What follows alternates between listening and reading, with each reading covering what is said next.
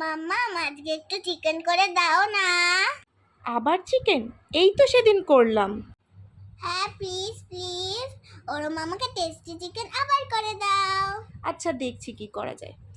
তো দেখতেই পেলে মেয়ের আবদার চিকেন খাবে, আর চিকেনের ঝোলটাই করে দিই। চলো তাহলে সেই রেসিপিটা তোমাদের সঙ্গে শেয়ার করি, তবে আজকেরটা কিন্তু একটু অন্যরকমভাবে।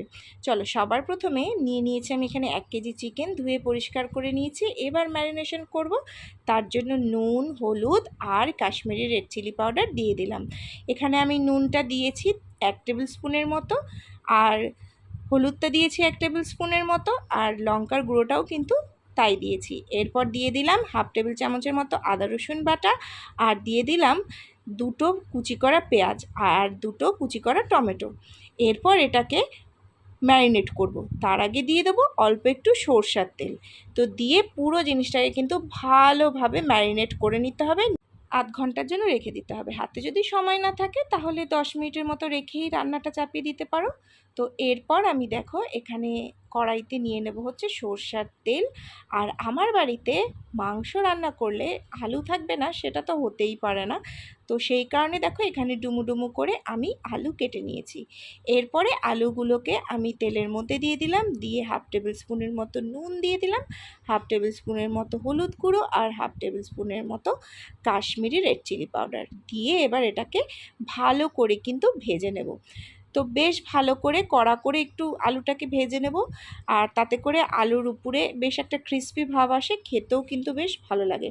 তো দেখো আমার এখানে আলুগুলো কিন্তু একদম ভাজা হয়ে গেছে।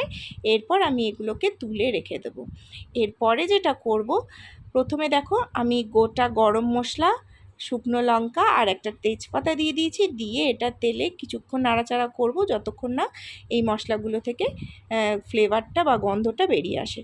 তো এরপর দেখো আমি দিয়ে দিলাম 1.5টার মতো কুচি করে রাখা পেঁয়াজ। তো এখানে কিন্তু পেঁয়াজের ভাগটা আমি খুবই কম পরিমাণ দিয়েছি। এরপর দিয়ে দিলাম 1 টেবিল স্পুনের মতো আদা রসুন বাটা। আজকের রেসিপিতে কিন্তু আমি খুব বেশি মশলা এখানে ইউজ করছি না। এরপর দিয়ে দিলাম 1/2 টেবিল স্পুনের মতো হলুদ গুঁড়ো, আর 1/2 টেবিল স্পুনের মতো লঙ্কার গুঁড়ো, 1/2 টেবিল স্পুনের মতো জিরে গুঁড়ো, আর 1/2 টেবিল স্পুনের মতো দিয়ে দিলাম হচ্ছে ধনে গুঁড়ো। তো দেখতেই পাচ্ছ খুবই সামান্য আজকে মশলা দিয়েই কিন্তু এই রেসিপিটা করছি, আর এটা খেতে কিন্তু খুব দারুণ লাগে। আমার তো খুব ভালো লাগে, বাড়ির প্রত্যেকটা সদস্যেরও খুব ভালো লাগে, আশা করি তোমাদেরও ভালো লাগবে।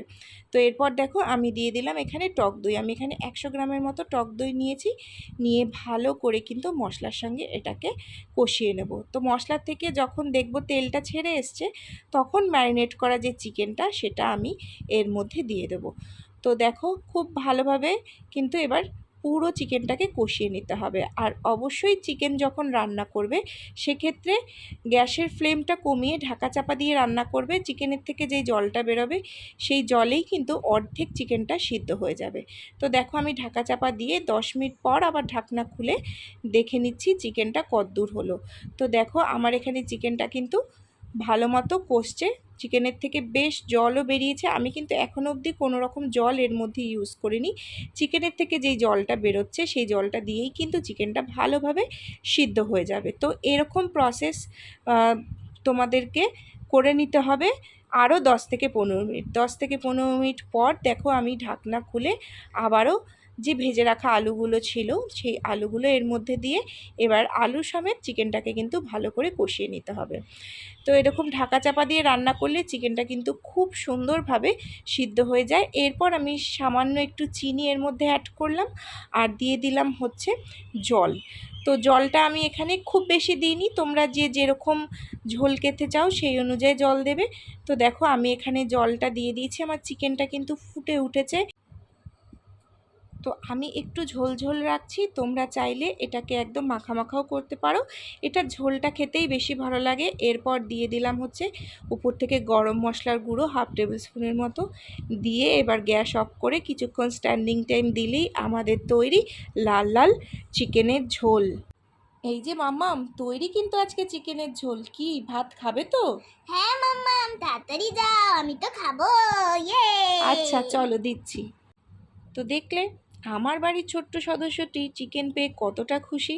তো তোমাদের যদি এই রেসিপিটা ভালো লাগে অবশ্যই তোমাদের বাড়ির সদস্যদের করে খাইও, আর কীরকম লাগলো অবশ্যই জানিও।